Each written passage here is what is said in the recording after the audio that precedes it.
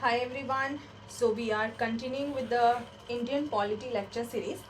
This is lecture number 7 and we have discussed two important concepts in the previous two lectures. In case you have not checked, please do that because we have done the sections on constitutionalism and constitutional morality, both of which is very relevant from both prelims and mains perspective. I have also attached the PYQ of the same. Let's now try and talk about and discuss about making of the Constitution of India.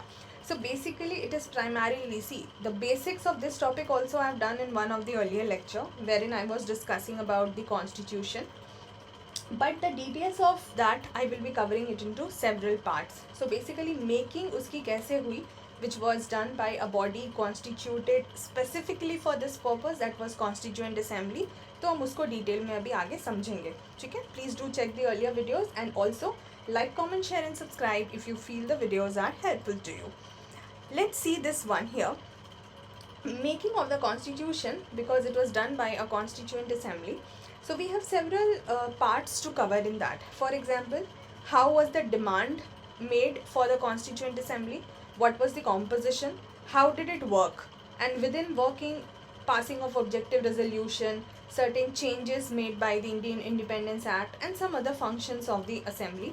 Then the committees of the Assembly, major, minor, and important one, drafting, and then the criticisms of the Assembly. And then a few points about the whole making of the Constitution, like the enactment and the enforcement and the difference between them, because you might easily get confused with the terms in the prelims and you might face the problem. Expert committees of INC, important facts, and something about Hindi text of the Constitution. Now in the introductory video that I have given you for Indian polity, I have already talked about how do you cover it from different sources. So for each topic I have given you the NCRTs and your Lakshmikant reference, so I will not repeat, you please check from there and read the chapter from the book also. Let's start with the demand for the Constituent Assembly. Now we understand that there was a body set up specifically to make the Constitution. But did it just come into existence randomly, or was some force working behind the composition of it, or how did it come into picture? So first time in the year 1934 itself, first time the idea for having a body like a Constituent Assembly was given by a person, M.N. Roy. Now when you do your modern Indian history, आप anyways इनके बारे में detail में करेंगे, so don't worry about him, who was a communist. In year 1935, first time INC is what? Indian National Congress, officially demanded to frame a constitution. तो as an organization पहली बार 35 में आया, and 34 में as an individual M.N. Roy had given an idea that there should be a Constituent Assembly. 1938, Jawaharlal Nehru, on the behalf of Indian National Congress, said that Constitution of Free India must be framed without outside interference by a Constituent Assembly elected on basis of adult franchise. Now understand what this statement says. Constitution of Free India, which of course means they have been talking about freedom, independence. Firstly, this is the idea. And the Free India must be framed without any outside interference, which means there should not be any colonial interference or British interference. This is clear. So who will frame the Constitution of Free India? So it should be framed by a Constituent Assembly which will be elected on the basis of adult franchise, which means franchise is right to vote. So the adults should be given the right to vote and they will elect the members of a Constituent Assembly which will form a Constitution of Free India without any kind of external interference from the British. Then 1940, the British government accepted the demand of having a Constituent Assembly and forming a constitution, something which they called as August Offer. अब August Offer क्या है? Modern Indian history में इसकी detail करनी है when that time period will come. So our series is anyways going on simultaneously for modern Indian history also. After a few months, when we reach towards the time for independence and in the last lap of the freedom struggle, you will get to understand that. Then 1942. So one person, from the British cabinet, who was a British cabinet member, Sir Stafford Cripps, he drafted a proposal of British government on framing independent constitution because they had already agreed to it. So their draft was made and that was to be adopted after the World War II, क्योंकि उस time World War की भी issues थे. अब फिर क्या हुआ?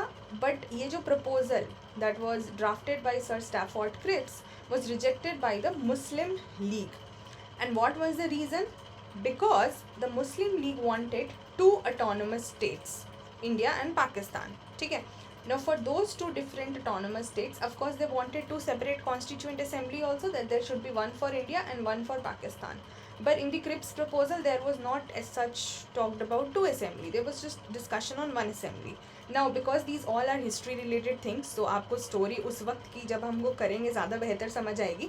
For the timing, you can just go with the timeline that how did this demand feature out for the Constituent Assembly, which started from 1934 onwards. 1946 में cabinet mission was sent to India, which had three members: Lord Pethick Lawrence, Sir Stafford Cripps, and A.V. Alexander.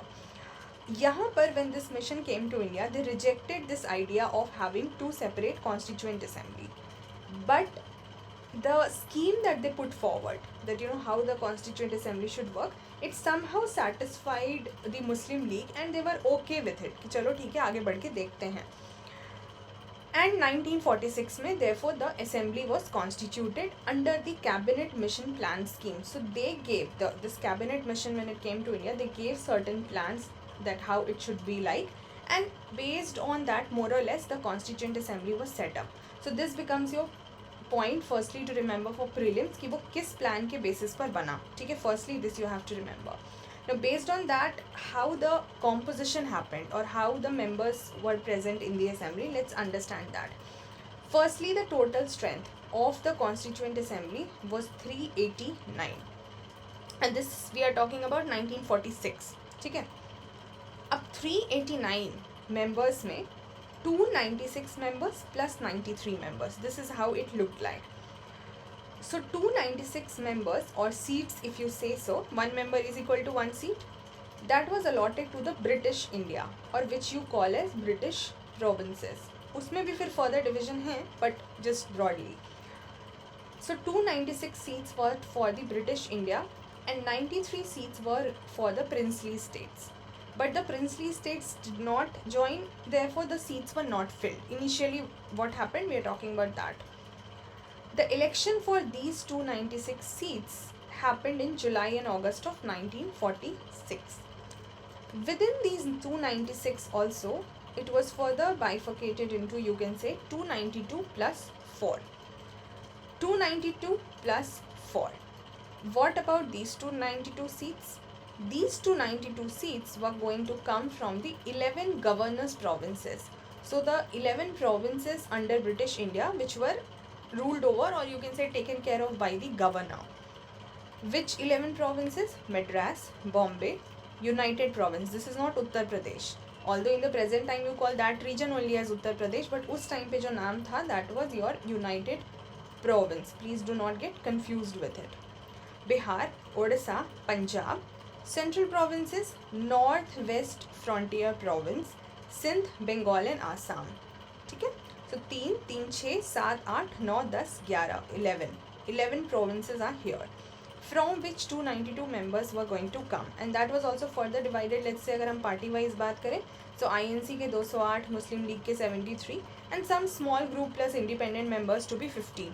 Now exactly don't have to remember all the numbers, but at least these broader numbers you should remember, because roughly even if you remember, that would be okay. And what about these 4 members? So they were going to come from the Chief Commissioner's province, one from each of the province, like Delhi, Coorg, Ajmer Mewara and British Baluchistan. So 4 of these. So that made 296 members coming from the British India, and 93 was for the princely states, which did not get filled. That is the first thing about composition, how the total number of members were divided. Another thing was that it was said that the seats allotted to the British provinces and the princely states, ठीक है, ये जो रहेगा, that will be in proportion to their respective population. So how this number was reached? It was done on the basis of proportion to their respective population. So roughly it was said that one seat would roughly, approximately represent 1 million of the population. Achha, now amongst the British provinces, the seats were divided among 3 principal communities. Here we have just seen the provinces, but now we are talking that even amongst those provinces, 3 major communities of Muslims, Sikhs and general. Now general, इसमें जब हम बात करें, इसमें 3 आपके communities जो हैं उसको रिप्रेजेंट किया गया. So who will come in general? All the other communities except Muslims and Sikhs. ठीक है, and of course that would be done in proportion to the population. This you have to remember for this point also, and proportion to the population from this point also.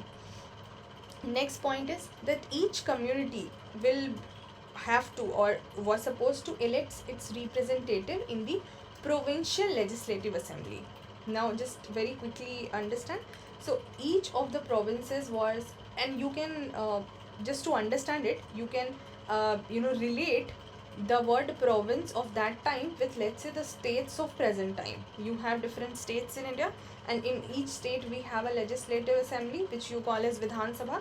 So just for that matter, the legislative body of the provinces was called as provincial legislative assembly. That will help you understand. ठीक है, तो हर community को अपने representative elect करने होंगे. कहाँ से? From there provincial legislative assembly. And how the voting will happen? The voting will happen by the method of proportional representation. Now all of these key terms, when you go further in this particular subject, we will have a section on election and representation, and in that chapter we will discuss more on what is meant by proportional representation by single transferable vote. I'll be giving you data and numbers to show you, and it will be very easy for you. But otherwise, if you just quickly read it out from any sources, and that is given really good in NCERT, but if you just randomly read it, you might have some problem. But if you understand and break that into certain data parts, थोड़ा आसान हो जाता है. ठीक है, and we will also do the another kind of voting system which is first past the post system, but that will come when we precisely start doing the election etc topic. अभी तो हम बस constitution के बारे में ही बात कर रहे हैं. So the election was supposed to, the voting was supposed to be done by proportional representation, which means the representation of the members will be done in a proportional manner. It will not be in a random manner, and there will be single transferable vote. So this again is a technical topic which we will cover later.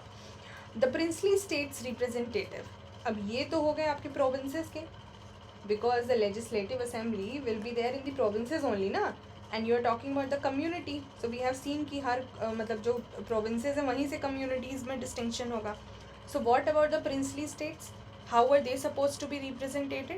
Although they did not fill the seat, that is a different thing, but when the plan was made, it had the pointer for all of the representation, right? Finally this did not happen. That's altogether a different story. So how the princely states were to be represented? They were actually to be nominated by the heads of the princely states. Now please see, they can ask you a very straightforward question if you have derived from these points. From the British provinces, the members were to be voted, or let's say elected, and from the princely states, the members were to be nominated. ठीक है, यानी किसी ने आपका नामांकन कर दिया, जो हेड है उन्होंने नॉमिनेट किया कि भाई I am sending this person to become the member of the constituent assembly. But here the people from the legislative assembly were supposed to elect the members. So election and nomination, two different terms. ठीक है, therefore if somebody asks you, and prelims का ये straightforward line है, बन सकता है, that in the constituent, what kind of a body was, let's say, the constituent assembly? तो was it partly elected, fully elected, partly nominated, fully nominated? What kind of a body? So you will have to say it was partly elected and partly nominated. दोनों थे. ठीक है, elected क्यों? For the members of the British provinces. Nominated क्यों? For the members of the princely states. And what kind of election was there? Was it a direct election? Direct election मतलब जहाँ public normal vote करती है. जैसे in the present time you vote for Lok Sabha elections, or let's say legislative assembly elections, so that is a direct election. But you do not vote for, let's say, Rajya Sabha, or let's say for the post of president or vice president. So that is indirect election. ठीक है, वो कैसे होता है फिर उस पर तो बाद में बात करेंगे. तो it was indirect election of the constituent assembly members by the members of the provincial assembly, because the public was not voting. It was the members of these assembly which were voting the members for the constituent assembly. Therefore it was indirect election. And how were these members of the provincial assemblies were elected?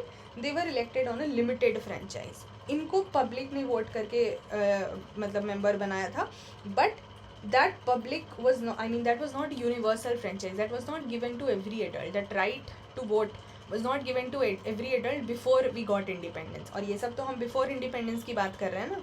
So there was limited franchise. और उस time पर ये बात कही गई थी government of India act के according कि टैक्स के बेसिस पे, प्रॉपर्टी के बेसिस पे, एजुकेशन के बेसिस पे they had certain criteria and only these people had the right to vote. So in short, if I just have to summarize this for you so that you don't get confused, let's say from the people